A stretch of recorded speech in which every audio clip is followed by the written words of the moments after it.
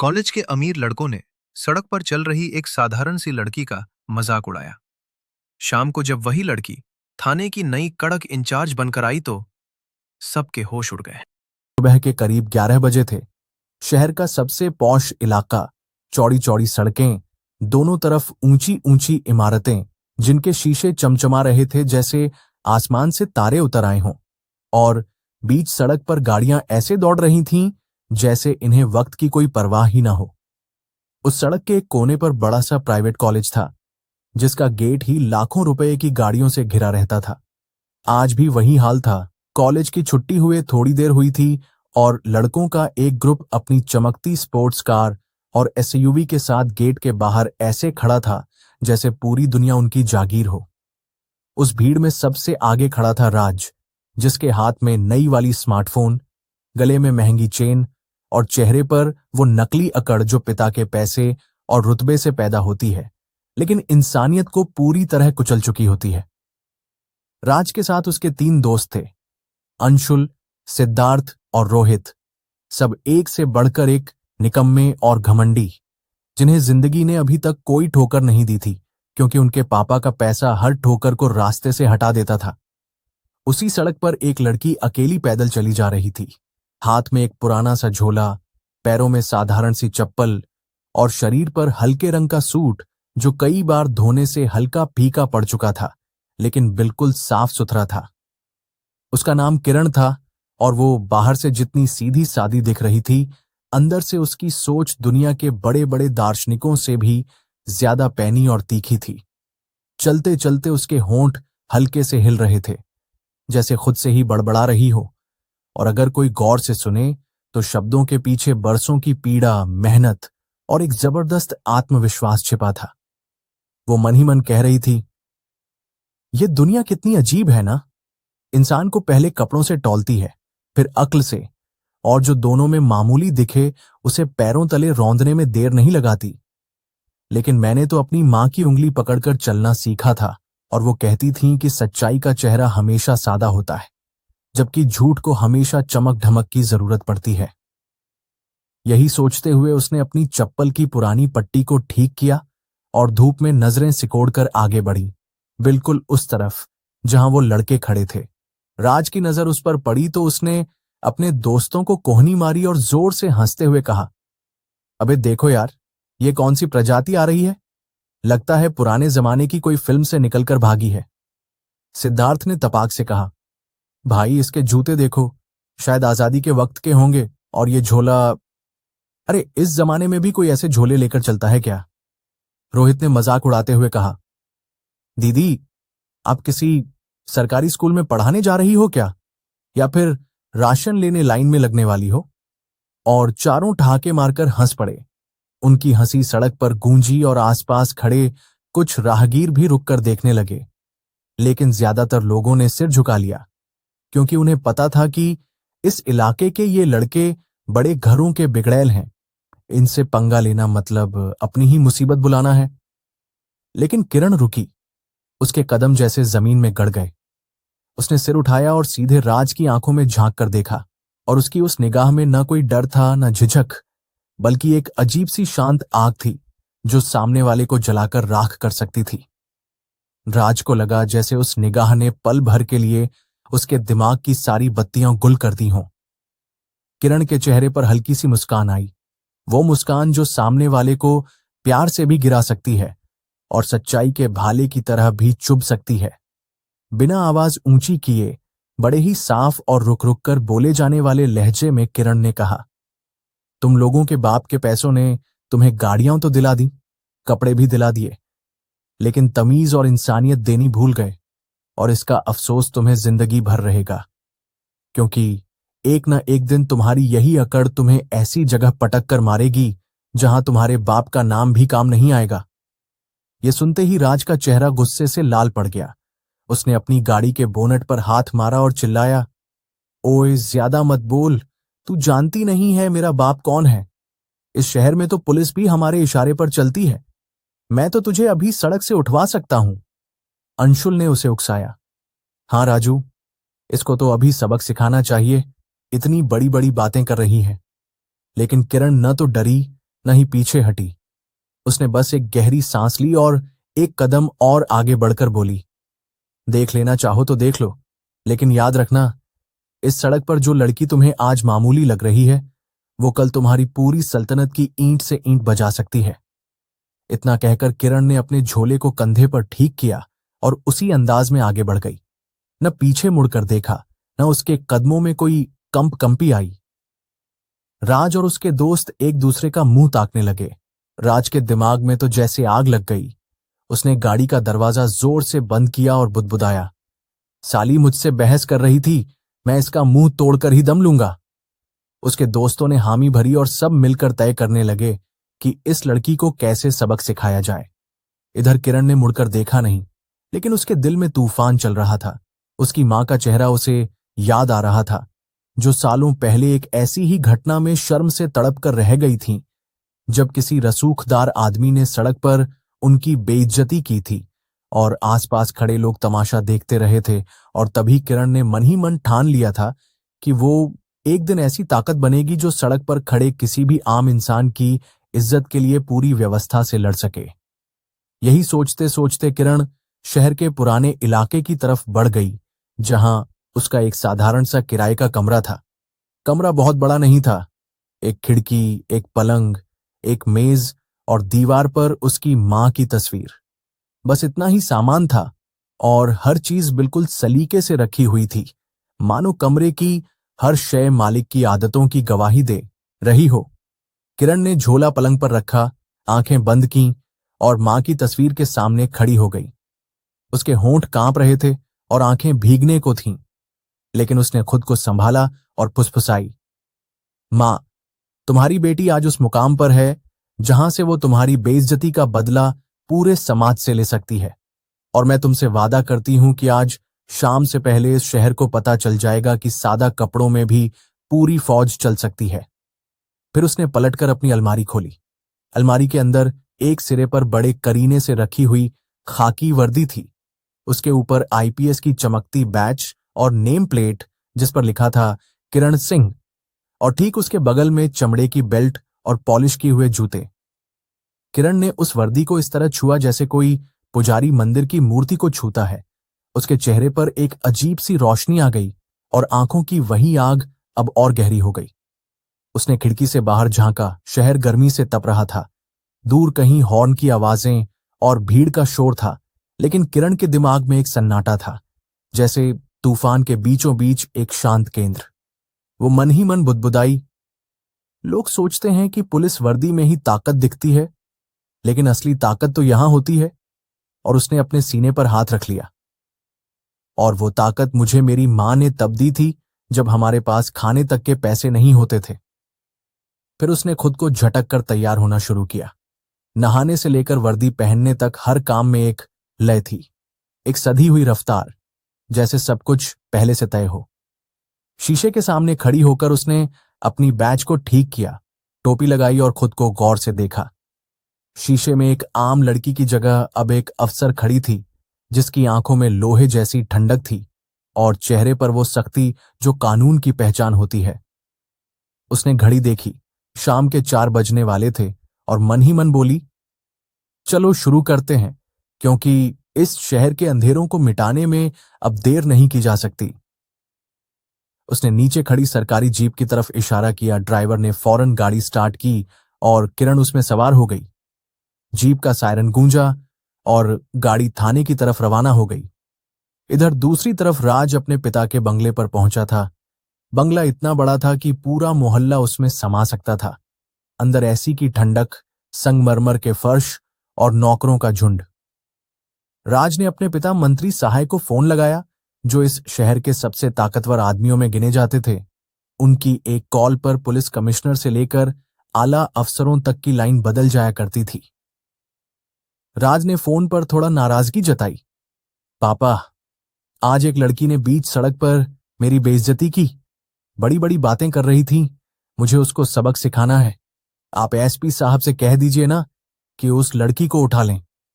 मंत्री सहाय उस वक्त अपने दफ्तर में किसी मीटिंग में व्यस्त थे, लेकिन बेटे की बात सुनकर हल्की सी हंसी हंस दिए। अरे बेटा, तू इतनी छोटी सी बात के लिए परेशान होता है? मैं अभी एसपी को बोल देता हूं, तू बेफिक्र रह। पर फिर भी अगली बार से थोड़ा ध्यान रखा कर। लोगों को बेवजह छेड़ना ठीक नहीं। लेकिन राज के कानों पर तो जैसे पिता की बात पड़ी ही नहीं। उसने फोन काटा और सोचने लगा कि शाम तक उस लड़की का क्या हाल करना है। इस बीच थाने का माहौल बिल्कुल उलट था। यह शहर का सबसे कुख्यात थाना था, जहां कानून की जगह सिफारिश चलती थी और इंसाफ की जगह रिश्वत की रस्म अदा होती थी। थाने के अंदर सब इंस्पेक्टर महेंद्र सिंह, जो खुद पिछले 15 साल से इसी पद पर तैनात थे और जिनकी तोंद और गाल रिश्वत की खाई हुई रकमों से फूले हुए थे, अपनी कुर्सी पर आधी तंद्रा में बैठे हुए थे। एक हाथ में चाय का प्याला और दूसरे हाथ में टूटा हुआ पेन।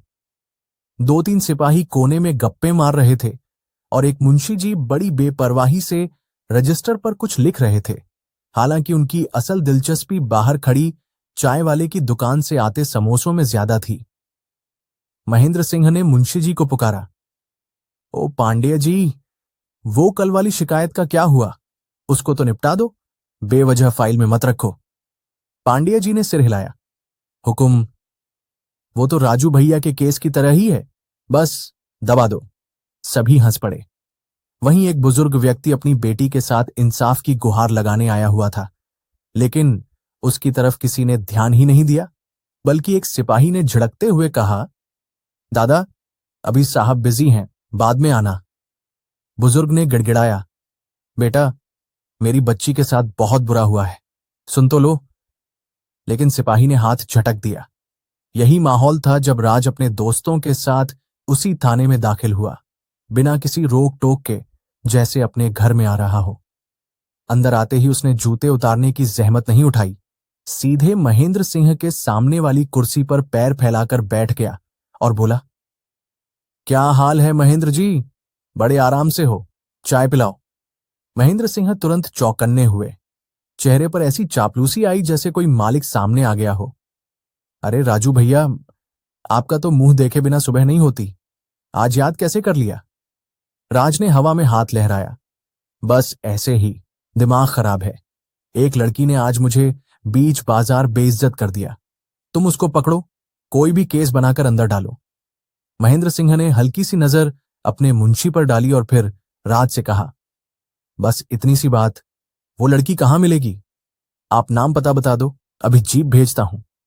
राज थोड़ा झेंपा क्योंकि उसे उस लड़की का नाम तक नहीं पता था, फिर भी बोला, पतली सी लड़की थी, सिर पर दुपट्टा और हाथ में पुराना झोला। इसी इलाके में कहीं रहती होगी, खोजो उसको।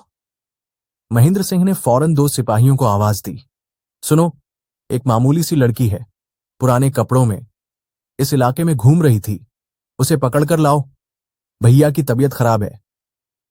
सिपाही सिर हिलाकर जाने को ही थे कि अचानक थाने का वायरलेस सेट चरमराया और उसमें से कंट्रोल रूम की दबंग आवाज गूंजी, सभी स्टेशन हाउस ऑफिसर्स और स्टाफ सावधान हो जाएं।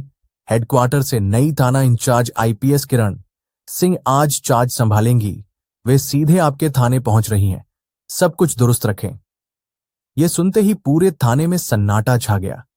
महेंद्र सिंह की चाय का प्याला हाथ में ही थम गया, मानो बिजली का करंट लग गया हो।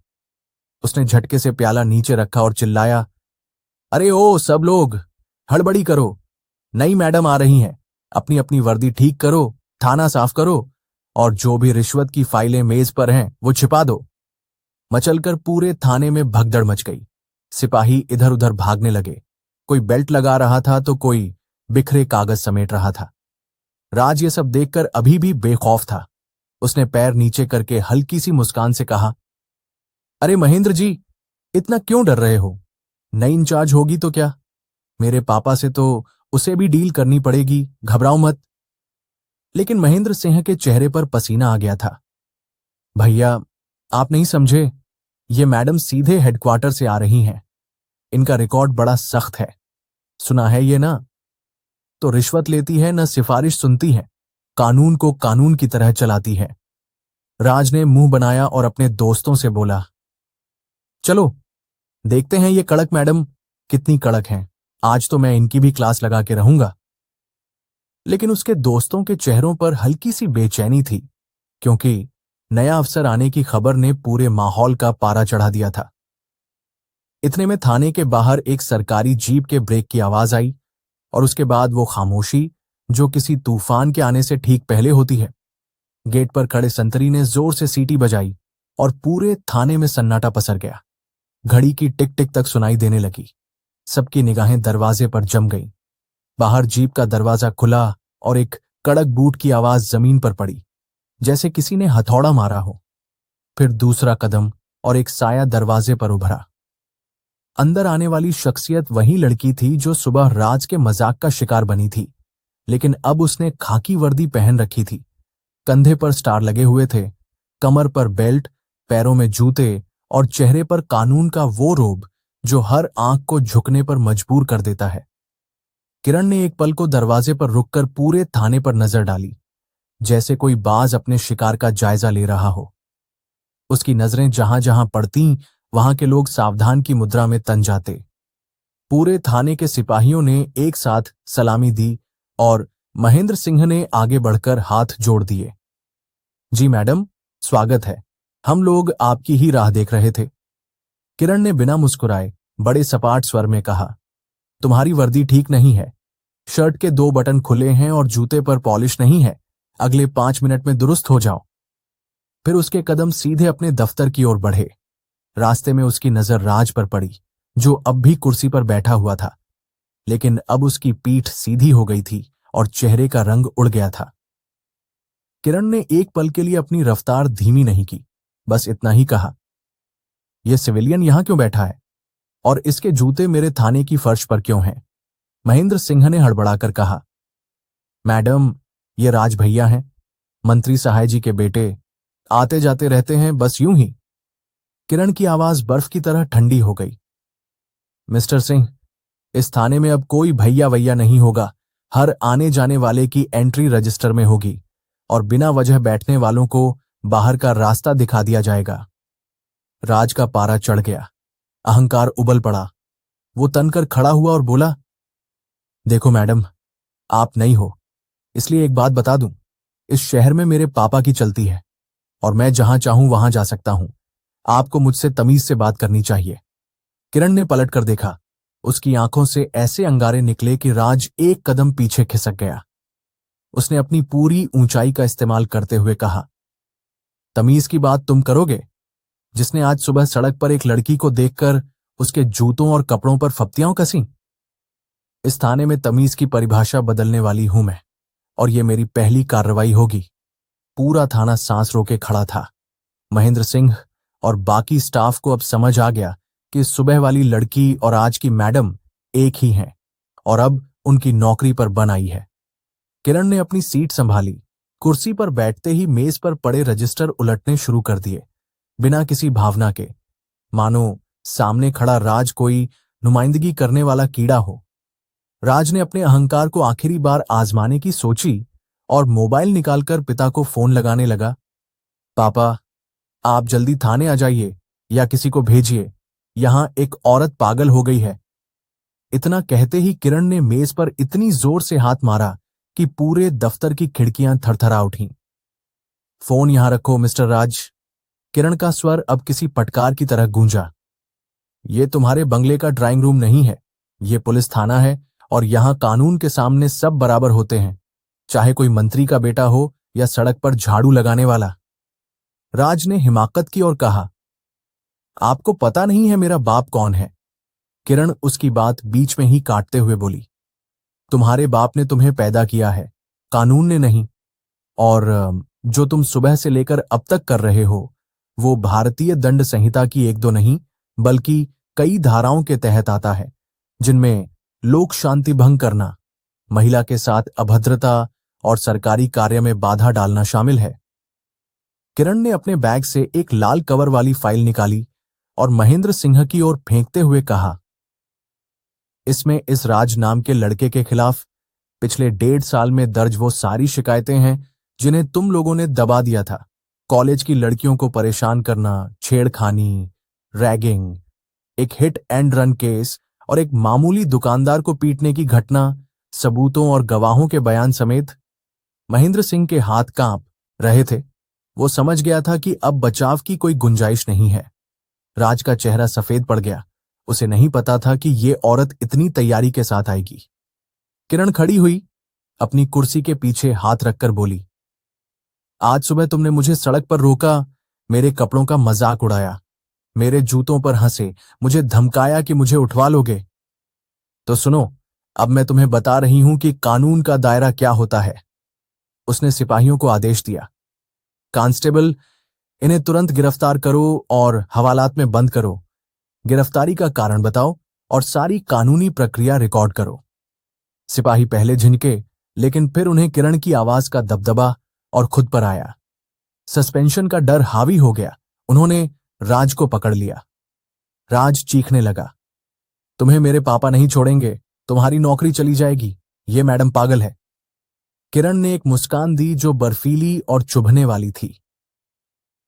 मेरी नौकरी का फैसला करने वाला जो भी होगा वो भी कानून के दायरे में होगा, लेकिन आज से पहले तुम्हारा साम्राज्य खत्म हुआ।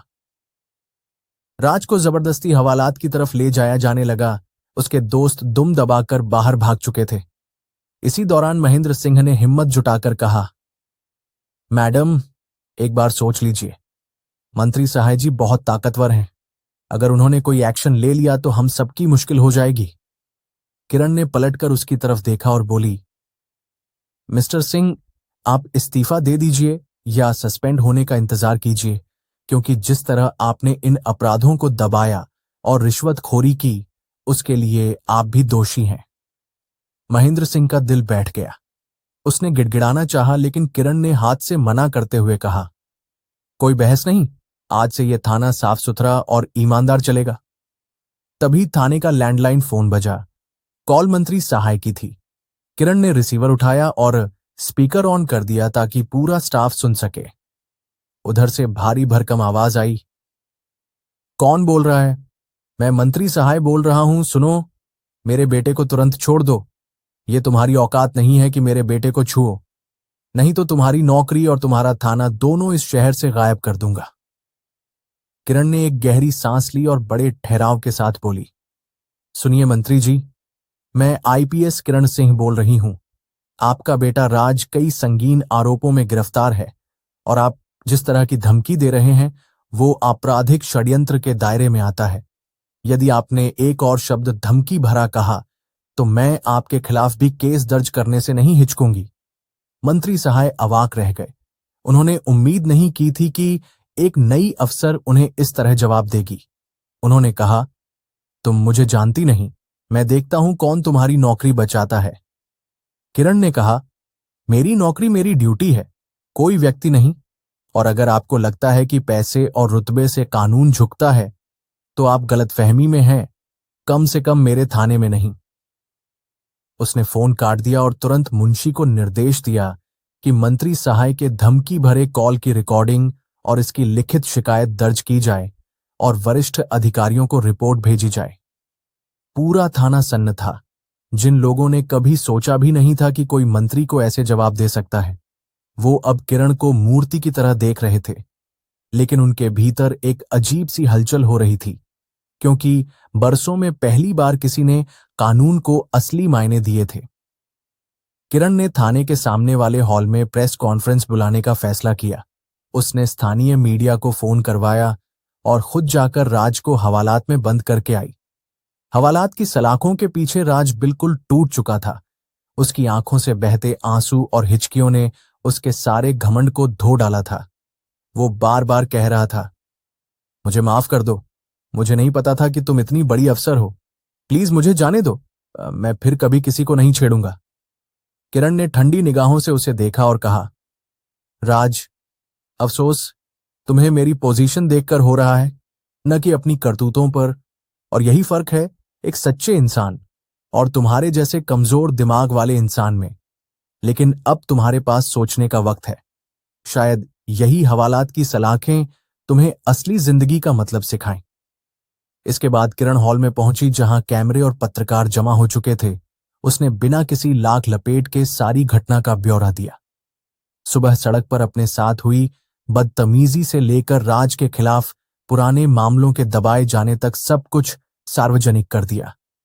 उसने कहा, ये वही लड़की है जो आपको सुबह सड़क पर आम दिखी थी।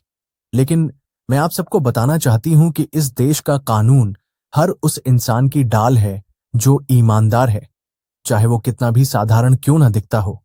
और जो लोग सोचते हैं कि पैसे और पावर से कानून खरीदा जा सकता है, उनका भ्रम आज से टूटने वाला है।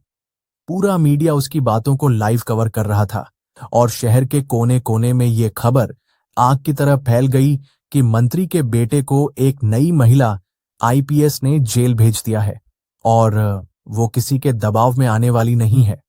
प्रेस कॉन्फ्रेंस खत्म करने से पहले किरण ने हवालात में बंद राज की तरफ इशारा करते हुए अपना आखिरी वाक्य कहा, जो सीधे हर कैमरे और हर दिल में उतर गया। पोशाक देखकर किसी की हैसियत मत आंकना, क्योंकि कभी कभी एक साधारण सा दिखने वाला इंसान तुम्हारी पूरी सल्तनत हिलाने का दम रखता है। ये कहकर किरण ने अपनी है। दोस्तों, इस कहानी से हमें एक बहुत गहरी और जिंदगी बदलने वाली सीख मिलती है कि हम कभी भी किसी इंसान को उसके बाहरी रूप, उसके कपड़ों या उसकी सादगी को देखकर कम मत आंकिए, क्योंकि असली ताकत और असली पहचान हमेशा दिल और दिमाग के अंदर छुपी होती है। और जो लोग दूसरों को नीचा दिखाने की कोशिश करते हैं, उन्हें एक न एक दिन उसी सच्चाई के आईने से अपनी औकात पता चल ही जाती है। किरण ने यह साबित कर दिया कि अगर आपके इरादे मजबूत हैं और आप